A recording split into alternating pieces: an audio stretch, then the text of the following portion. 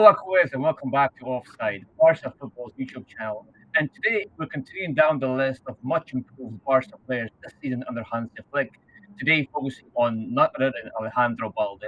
Now, we know what Balde is and what he can do, but what if I told you that there's one thing that has changed about Balde that has completely flipped his profile around? Yes, we are continuing on our journey with players who have made a marked improvement under Flick, as Dom said. So this week it's Balde. So, as usual, I will start with Balde's profile and telling us who he is, what he can do. But what I've done now is I've actually taken his heat map from this season and compared it to last season. Because we'll be talking about his usage, his profile, his movement and positioning. And this is the thing that has changed the most. Now, we all know who Balde is. Balde is a marauding fullback, right? He goes up and down the pitch all the time. We can see this here, right? He is someone who is very active in both the first phase of the build up, and he's also active at the entrance of the final third, and then obviously very active in actually setting up Barcelona's attack down the flanks. Now, this is Balde's last season's heat map.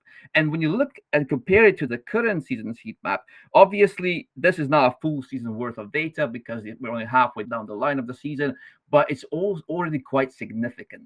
Now, we know that Balde is someone who is tasked with manning the flank a lot, and he is the wide presence a lot. He's the progressive tool a lot. He's also the creator lately. But what has changed a lot this season in comparison to the last season is actually a very minute detail so far, but something that's very important, and that's this part right here. This is the part that I will focus on today. Now, while Dev will tell us statistically what has changed with Balde, I will focus mainly on the movement and positioning on the pitch. And this little red area or orange area in the inverted central areas of the pitch, so meaning the half spaces and even the center itself, is what our focus will be on purely today. Because I feel the Flick instructing Balde to invert more this season has completely changed the way we see Balde as a player and the way his development is currently heading, right? Because Balde is now, as opposed to being in purely comfortable positions, which is this exactly, this wide area is his comfort zone. However, this inverted area is uncharted territory and it's very uncomfortable for him. But it has also forced or kickstarted his development once again and has changed his profile.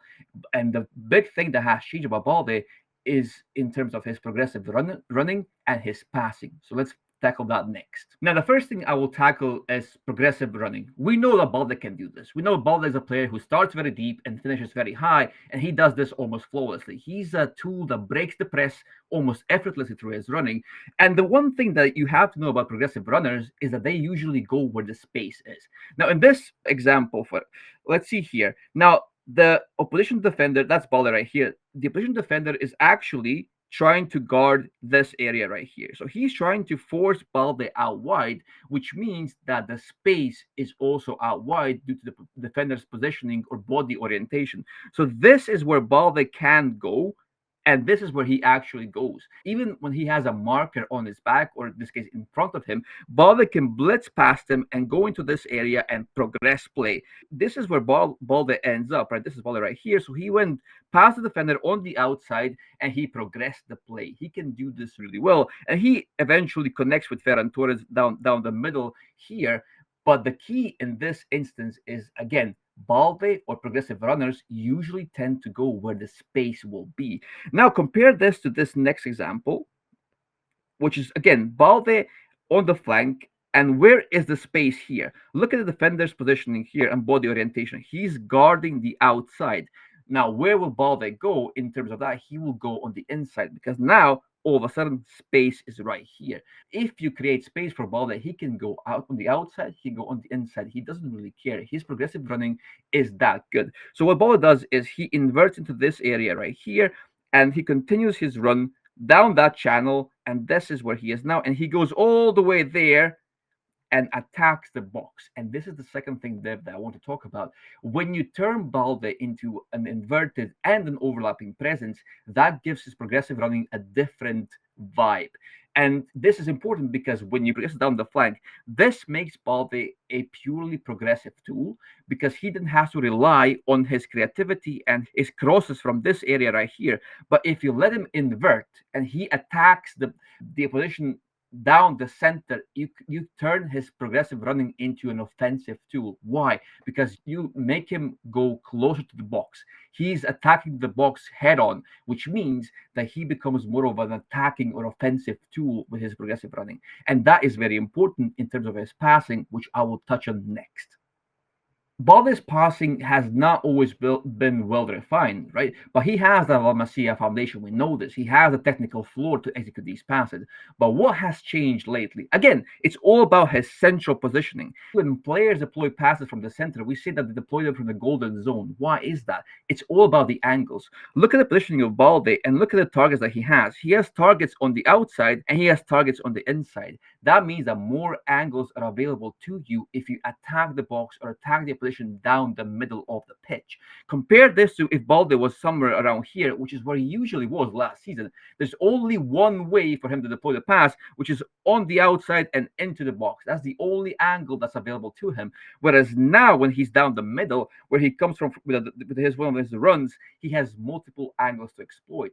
But there's also one key thing here, Dev, that we have to mention, and that is the distance from Balde to his key targets. You see, when you invert, where Balde starts wide over here, and he inverts into the central areas, what does that do to his passing? It shortens the distance towards key targets. Compare his positioning here to his positioning here. The distance from Balde to, say, Ferran Torres, where the ball actually goes to eventually, is much shorter than it would be if Ferran made his run here and Balde remained here. So for a player who generally struggles with his final pass, if you shorten the distance between him and his key target in the box, wherever the target is, you improve his chance of success.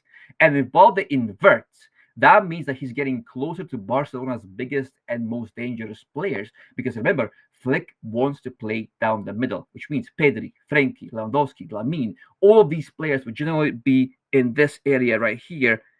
And that's where Balde is going with his progressive running now. And that means that he is closer to his targets and his chance of actually connecting with them is much, much higher. And with that, I will actually pass to Dev to tell us statistically what has changed and statistically what is Balde good at right now. There you go. We now saw a little bit from Dom about the tactical aspects of his game and how Flick has been trying to just adjust the way he plays to fit to his philosophy a lot more. And that has made Balde so much more effective, I would say, so much more entertaining as well. I've seen the timeline at least being suddenly very vocal in their support of Balde or being very appreciative of the way he's playing. So let's look at the data and see what we can make out of the data from that perspective. This is how Balde in this season compares to all fullbacks in La Liga. And let's look at the highlights, right? So attacking, progressive passes, pass save percentage, aerial, expected assists. These are the aspects of his game that have really picked up this season, as you can see from the picture out here. Where he probably needs to still improve is his crossing, and that is mostly because of his decision making more than anything else. It's not an outcome of his capability or his ability to dribble or what have you. But that's a very good sign for an attack-minded fullback that we are looking for. And Barca got lucky, I would say, that they had someone like this right in their academy. This is Alejandro Balde over the last 3 seasons. Dom talked about evolution, and here you can see how he's adjusting, mutating as a player, right? Just to adjust. There was Xavi's way of playing, and now there's Flick's way of playing. And you can see there are marked changes that have happened in the way he interprets the game or the way he tries to play the game. And somewhere, at least this season after the winter break, he has been a totally different player. Dom, what's your take on this? I like that compared to last season, he's improved in the main things. Even the cross has improved a lot. The aerials, the progressive passes as well. We know that he can carry the ball well, right? We know that he does that, and he will always be able to do that. Now, progressive passing is not that important to him because he mostly progresses with his running, right? So when he finishes the run very high, the pass doesn't have to be much more progressive because it's already very high up the pitch. I think that's why his progressive passes might be a bit lower, but still, there are things. There is a significant change here. We can see that he's been changing a lot depending on the coach, depending on his own development. And in some of these areas, and most of them actually, we can see an improvement, right? And the eye test will confirm that as well. So I'm happy overall with this, Dev. And the changes in the crosses or the percentage of crosses, you can see there's a marked change in the way earlier he was attempting. This data proves that there's so much work that goes behind the scenes as players prepare themselves to become better and better. But let's keep going. This is Balde compared to some of the best fullbacks that we have in La Liga. From an aerial perspective, from a carrying perspective, from a dual perspective, he's as good as it gets in La Liga. Where does he fall back, or where can he improve is probably the progressive passing or the defensive actions, right? I would call the defensive actions more than the progressive passing, because in the way Barca play with a high line and a high risk, the more he gets that probably in his future, it will just add a very strong element to his game that will make him a lot more rounded. And La Liga has really good football, right? Whether it's been Villarreal, whether in Valencia or Atleti. So it just gives you an idea about how he's coming up and why there has been such a marked change in what we are seeing on the field this season compared to last season's. Now, this is Balde compared to the best fullbacks in the world, right? So I've taken Alphonso Davies, I have taken Frimpong, Estupiñán. Obviously, you can see Davies a lot more holistic, his entire game, but he's been there at the elite level for a long time. If you look at Estupiñán, I think he's the most rounded in terms of all the skills together, right? So whether it's defensive action or crossing or the speed or just so much more suited for playing in the Premier League, I would say, and he plays in the Premier League. So probably what you're seeing is what you need to have when you play in that league. But even within that, if you look at what Balde is doing, it's quite good. He's holding his own. He's there among the top. He may not be number one, but for a youth player probably, right, who's coming through the ranks, and probably this is his second season at the very top, because last season he was injured, couldn't really play that much with a new coach. I think there are good signs in terms of what he can become. I would still say Balde is still a work in progress rather than the finished article. And it depends on him on what he can become, provided he keeps up with his deficiencies, his gaps, listens to the coaches, and can possibly build some weaknesses that he has still in his game. I like that the last slide actually compared him to all the players that we've been linked to over the years, because we've been linked to Galan, to Pedraza, to everyone, right? And obviously Gaia as well. He's been heavily linked to Barca. It all depends on the play style of the team as a whole, as well, what they asked to be doing. And it's nice to see that Balde can actually compare to most of these players in terms of the strengths that he has, which is very important for us at this stage of his career. And he is by far the youngest as well, playing in a team that still has a new coach, that's still molding itself, its identity, and the bond that they have with each other. So it's very good signs as well. And he is improving, and he's also experimenting. Like, we've seen Balde in a completely different role in terms of positioning and his usage. So he's still adjusting to it. He's being thrown into very uncomfortable, uncharted territory. And for a player that young, that can be very daunting, very difficult, but he's handling it really well. Yep, he is handling it very well. So now let's keep going a little bit more. And this is this year's La Liga. And I wanted to just map a couple of things, the progressive runs versus the progressive pass thing. And here, Rodrigo Riquelme is way up top in front. But even if you look into where Balde is, he's in the second run in La Liga. So not too bad, not too shabby in the way you compare him. I'm very keen to see how this number looks like at the end of next season and compare to see what the change or the transformation has been. Here is the interesting name that came to me, and that is of Oscar Mingueza. And we all know Oscar Mingueza was also in La Masia and played for Barca before we let him go to Celta. But look at the difference between Mingueza and Balde. With Koeman, when he did give Mingueza the break, this is probably one of the reasons that Koeman realized, because of which he was trying to bring him up, and he had a great season.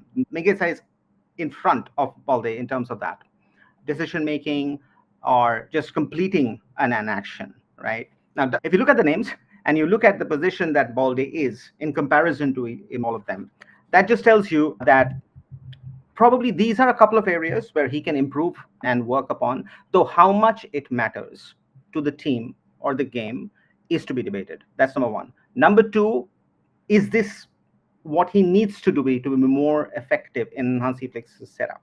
Or does he need to be something else based on what Dom talked about, right? Attacking the ball, inverting more. So Dom, what do you think about that? And the other question that I have is that, did we make a mistake in letting Mingueza go?